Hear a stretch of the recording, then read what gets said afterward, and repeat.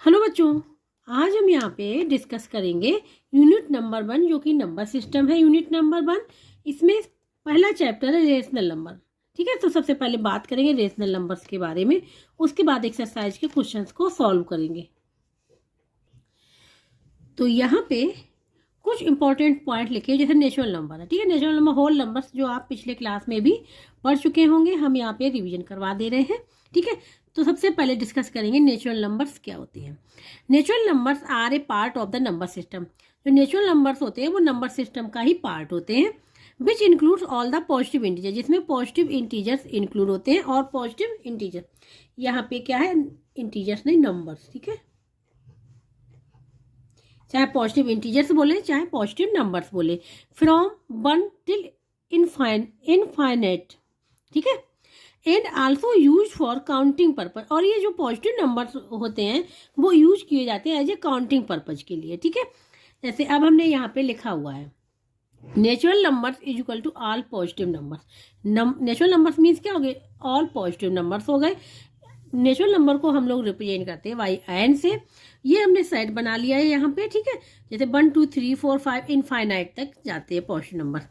अगर पूछा जाए क्वेश्चन में कि स्मॉलेस्ट नेचुरल नंबर क्या होगा, तो स्मॉलेस्ट नेचुरल नंबर अगर इस सेट को देखें तो क्या है, स्टार्टिंग किससे हो रही, 1 से हो रही, तो स्मॉलेस्ट नेचुरल नंबर क्या हो जाएगा, तो स्मॉलेस्ट नेचुरल नंबर जो हो जाएगा वो 1 हो जाएगा यहाँ पे।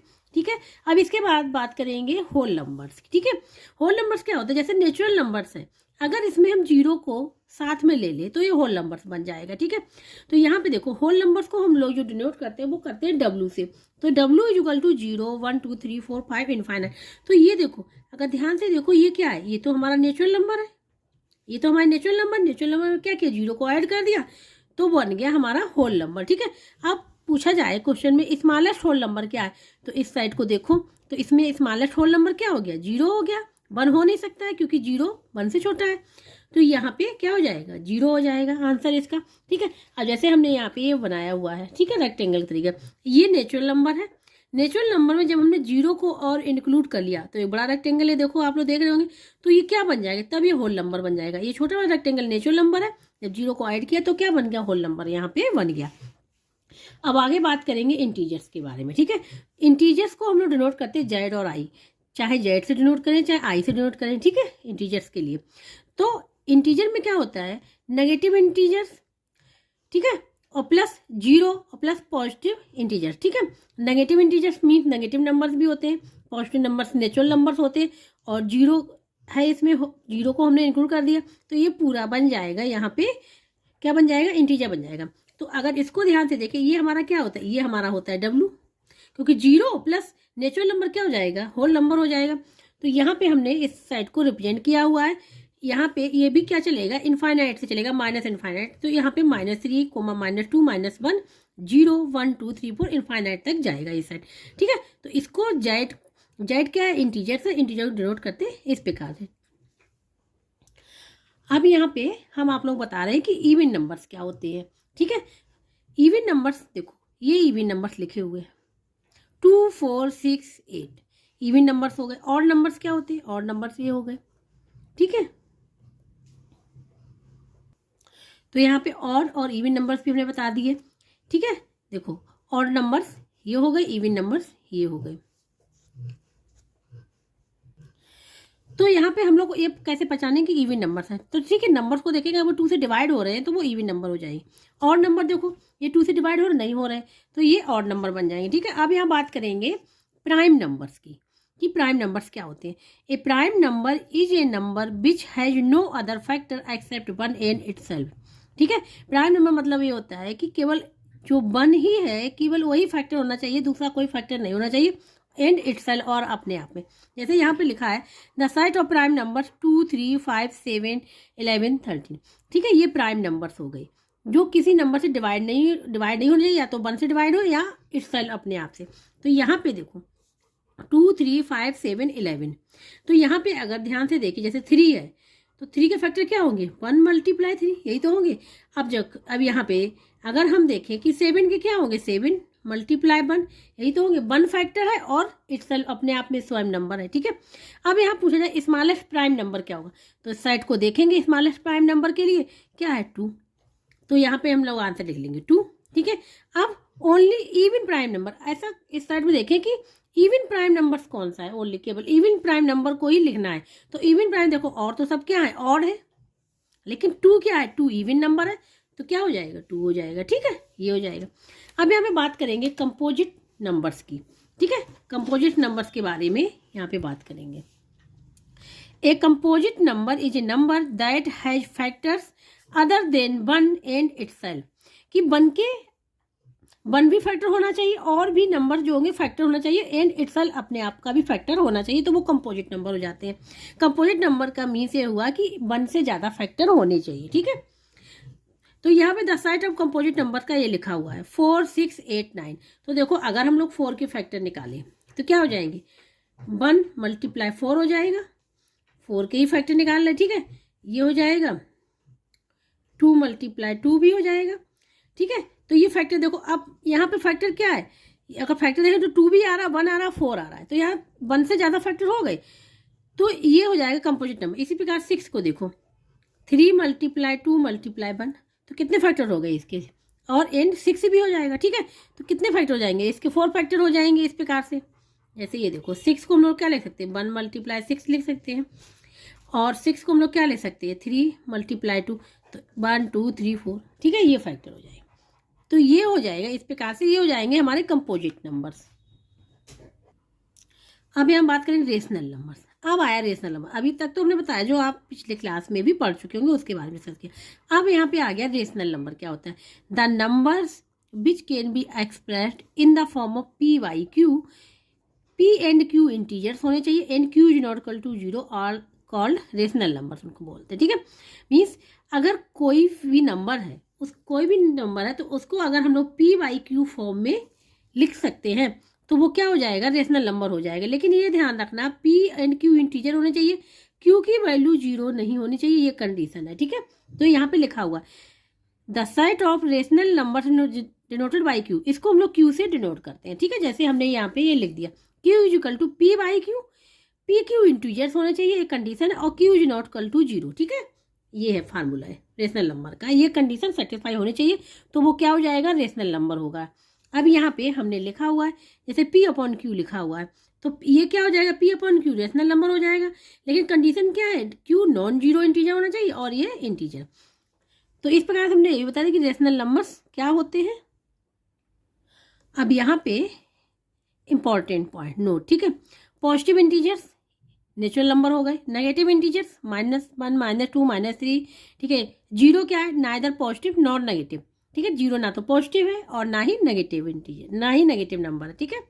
लेकिन ये इंटीजर में आता है, 0 क्या है, इंटीजर है। अब यहाँ पे आ गया रेशनल नंबर, ठीक है। Rational number is equal to क्या हो जाएगा, all positive integers, rational number all positive integers, ठीक है। और ये हो जाएगा यहाँ पॉजिटिव फ्रैक्शंस भी आ जाते हैं इसमें, 0 भी आ गया, नेगेटिव इंटीजर्स भी आ गए, एंड नेगेटिव फ्रैक्शंस भी आ गए। मीन्स रेशनल नंबर में सारी चीज़ें आ जाती हैं, पॉजिटिव इंटीजर्स भी आ गए, नेगेटिव इंटीजर्स भी आ गए, नेगेटिव फ्रैक्शंस भी आ गए, फ्रैक्शन भी आ गए, और क्या हो गया, 0 भी आ गया। तो जैसे यहाँ पे हमने लिखा हुआ है, ठीक है। क्यू क्या है हमारा रेशनल नंबर, नोट करते हैं, क्यू इक्वल टू -8, -2, -5/7, 0, 2/3, 1, 2, ठीक है। जैसे ये क्या है, -8, -2, ये क्या हो जाएंगे हमारे नेगेटिव इंटीजर्स, 1, 2, 3 क्या हो जाएगा, पॉजिटिव इंटीजर, 0 तो इंटीजर होता ही है। अब देखो -5/7, ये क्या हो गया, नेगेटिव फ्रैक्शन हो गया, ये पॉजिटिव फ्रैक्शन हो गया।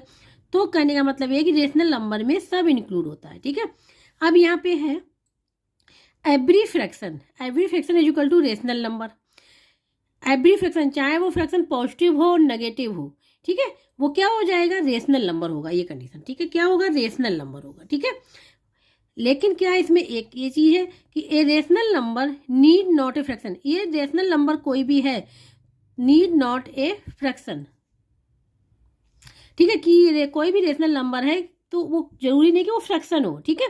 जैसे 3 है, 3 रेशनल नंबर है, कैसे रेशनल नंबर देखो, 3 को हम लोग 3/1 लिख सकते हैं, लेकिन ये फ्रैक्शन नहीं है, ठीक है, ठीक है। इस प्रकार से यहाँ पे समझाया गया है।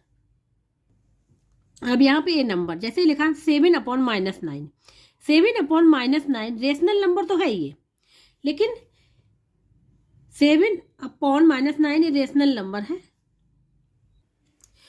तो यहाँ पे 7 और -9 रेशनल नंबर है, लेकिन ये फ्रैक्शन नहीं है। फ्रैक्शन क्यों नहीं है? क्योंकि यहाँ पे जो डिनोमिनेटर है वो क्या है? नेगेटिव है, ठीक है। लेकिन फ्रैक्शन में क्या होता है? डिनोमिनेटर नेगेटिव में नहीं होना चाहिए, ठीक है, लेकिन यहाँ पे नेगेटिव है, तो इसलिए ये not a fraction, but A rational number है, ठीक है।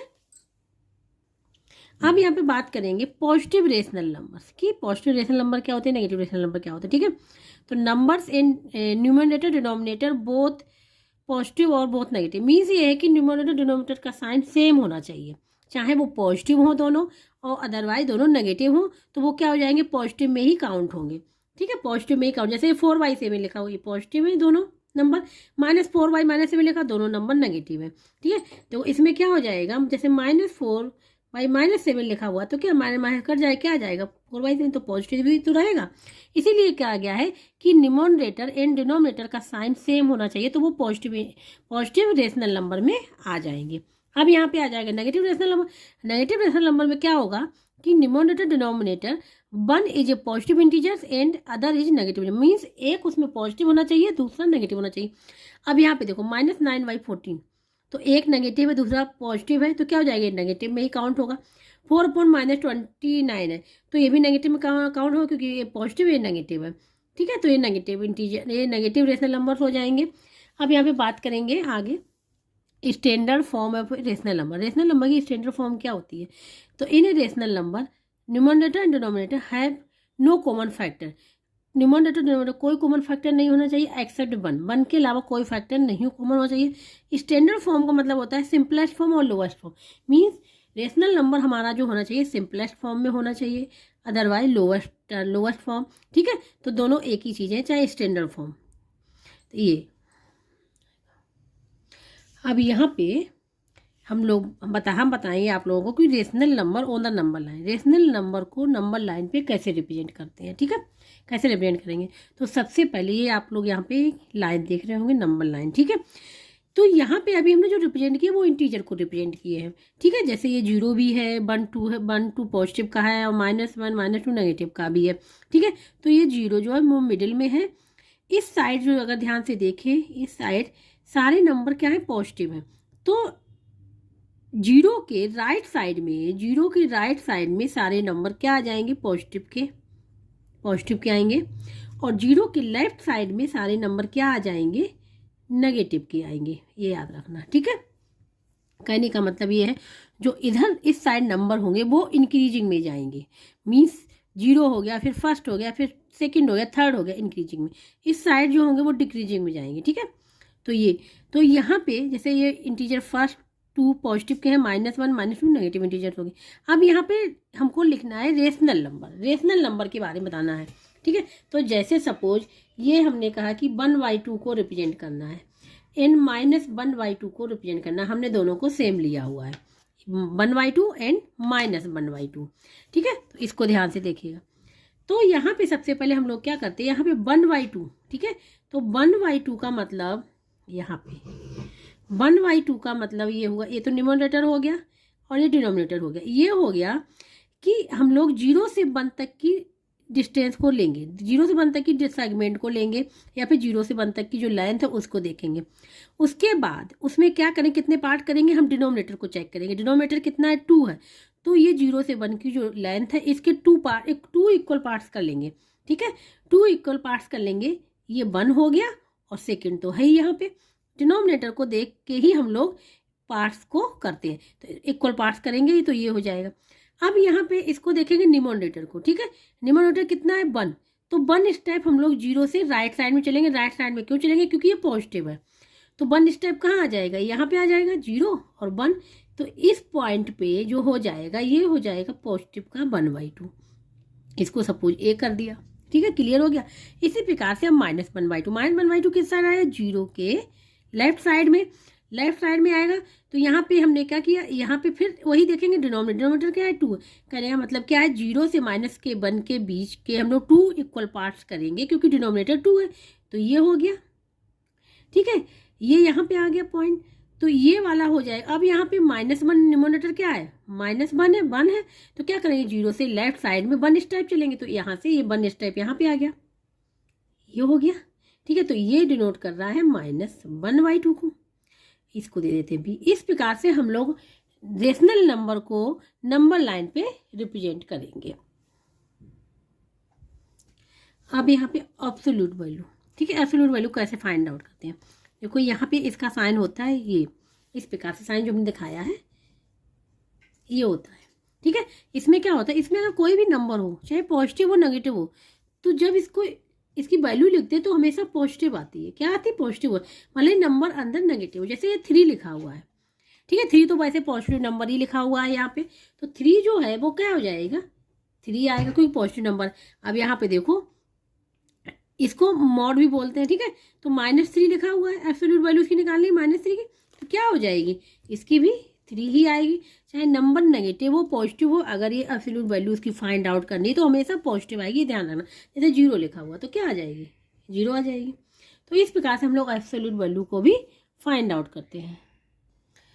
अब यहाँ पे डिस्कस करेंगे इक्विवेलेंट रेशनल नंबर कैसे फाइंड आउट करते हैं। इक्विवेलेंट रेशनल नंबर क्या होते हैं, ठीक है, तो इक्विवेलेंट रेशनल नंबर जो होते हैं, जैसे ये लिखा हुआ 1/2, ठीक है, तो इसके equivalent rational number find out करने मीन्स जब हम सिंपलेस्ट फॉर्म में लिखें तो आंसर 1/2 ही आना चाहिए, ठीक है। तो इक्विवेलेंट रेशनल नंबर इस इक्वल क्या हो जाएगा? ये हो जाएगा 2/4, ये हो जाएगा 3/6, ठीक है। ये इक्विवेलेंट रेशनल नंबर है, क्योंकि जब इनकी सिंपलेस्ट फॉर्म निकालेंगे, अगर ध्यान से देखें 2/4 की सिंपलेस्ट फॉर्म क्या हो जाएगी? 2 बन जा 2, 2 2 जा 4, क्या आ गई? 1/2, यही फॉर्म आ रही सिंपलेस्ट फॉर्म, ठीक है। तो ये सारे इक्वल है। ऐसे 3/6 को अगर देखें, 3 बन जा 3, 3 2 जा, क्या आ जाएगा? 1/2। तो इस प्रकार से ये इक्विवेलेंट है। ये चेक करना चाहिए कि सिंपलेस्ट फॉर्म में देखना चाहिए कि ये इसके इक्वल है कि नहीं, ठीक है। तो उससे क्या हो जाएगा कि हमको पता चल रहा है कि इक्विवेलेंट रेशनल नंबर ये है कि नहीं।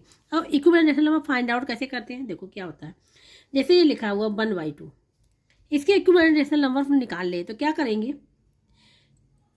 इसमें न्यूमरेटर डिनोमिनेटर में सेम नंबर से क्या करेंगे? मल्टीप्लाई करेंगे। तो यहाँ पे देखो 1 में मल्टीप्लाई किया 2, इसमें भी मल्टीप्लाई करेंगे 2 का, सेम नंबर से करेंगे, क्योंकि 2 और 2 कैंसिल हो जाएगा, वैल्यू तो यही रहेगी। क्या हो जाएगा? 2/4 आ गया।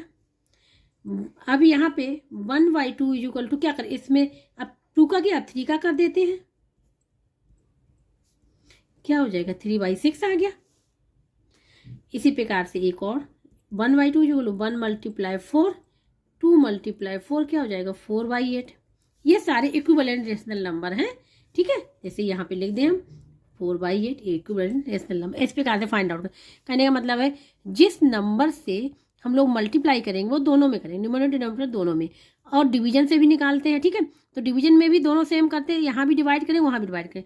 जैसे 2/4 का निकालना है, ठीक है, यहाँ पे बता दे रहे हैं डिवीजन से 2/4 का निकालना है इक्विवेलेंट, तो क्या करेंगे? सेम नंबर से 2 नंबर से क्या करेंगे? डिवाइड करेंगे, और 4 यहाँ पे भी 2 नंबर से ये कर लेंगे, तो क्या हो जाएगा? 2 बन जा 2 और 2 2 जा, तो क्या आ जाएगा? 1/2। तो 1/2 और 2/4 का इक्विवेलेंट तो रेशनल नंबर है ही, ठीक है। तो कहने मतलब ये है जब भी equivalent rational number find out करना हो तो सेम नंबर से डिवाइड करना है, न्यूमरेटर डिनोमिनेटर दोनों में, और इसी प्रकार से मल्टीप्लाई भी करना है, ठीक है। और चेक करने के लिए क्या है कि सिंपलेस्ट फॉर्म में देखना है कि अगर सिंपलेस्ट फॉर्म आ रही तो वे इक्विवेलेंट रेशनल नंबर्स हैं, ठीक है।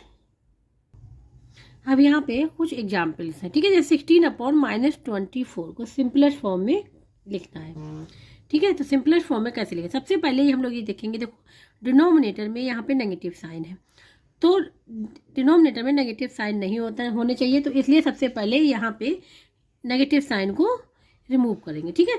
तो ये हो जाएगा 16/-24 है, तो क्या करेंगे? नेगेटिव का मल्टीप्लाई कर देंगे यहाँ पे भी, और यहाँ पे भी नेगेटिव का मल्टीप्लाई कर दिया। तो जब नेगेटिव और नेगेटिव का मल्टीप्लाई होता है तो पॉजिटिव बन जाता है, तो यहाँ पे क्या बन जाएगा? पॉजिटिव बन जाएगा। यहाँ पॉजिटिव और नेगेटिव, और जब पॉजिटिव का मल्टीप्लाई होता है तो हमेशा नेगेटिव रहता है, तो हो जाएगा -16/24 आ गया, ठीक है। तो अब यहाँ पे क्या करेंगे? डिवाइड करना है यहाँ पे,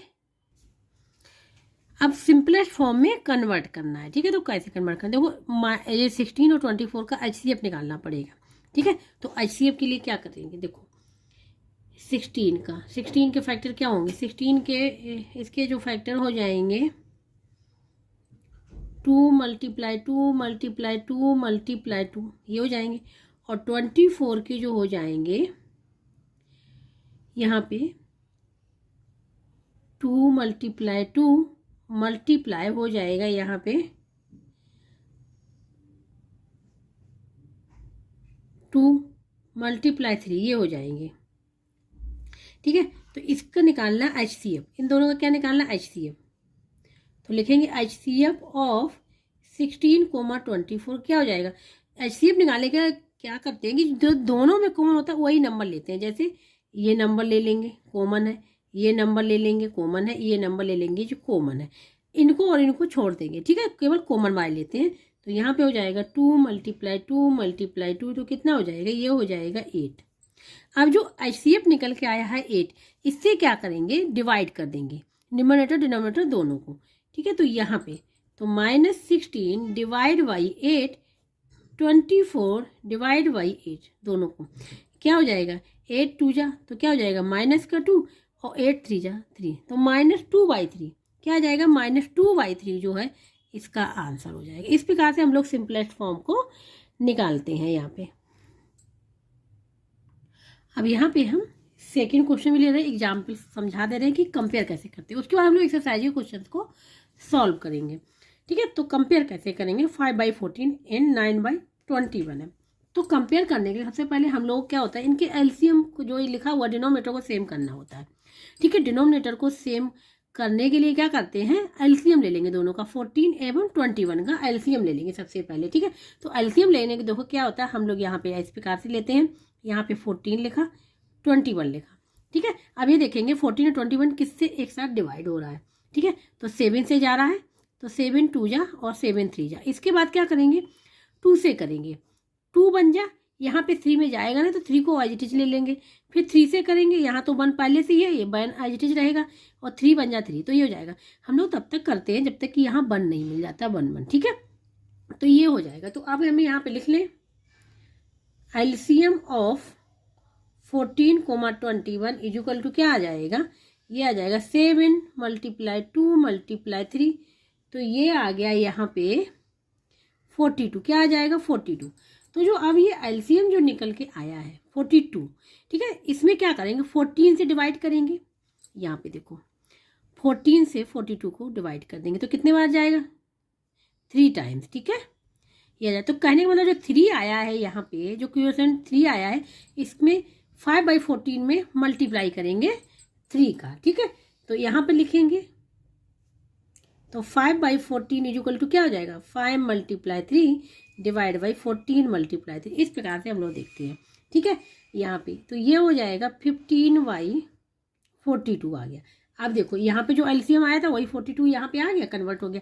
अब इसी प्रकार से इसको लेंगे तो अब 21 को डिवाइड करेंगे। ठीक है, 21 को 42 में करेंगे तो 21 2 जा हो जाएगा 42 तो क्या आ जाए 2 टाइम्स। तो कहने का मतलब ये जो 9/21 में इसमें 2 का मल्टीप्लाई करेंगे। ठीक है, तो यहाँ पे अब लिख ले रहे हैं 9/21 इज इक्वल टू हो जाएगा 9 मल्टीप्लाई कितने का 2 का, 21 मल्टीप्लाई 2 क्या हो जाएगा 18/42। अब यहाँ पे देखो एल जो डिनोमिनेटर थे अब यहाँ पे सेम हो गए। ठीक है, अब यहाँ पे डिनोमिनेटर सेम हो गए हैं तो यहाँ पे लिख दें नाउ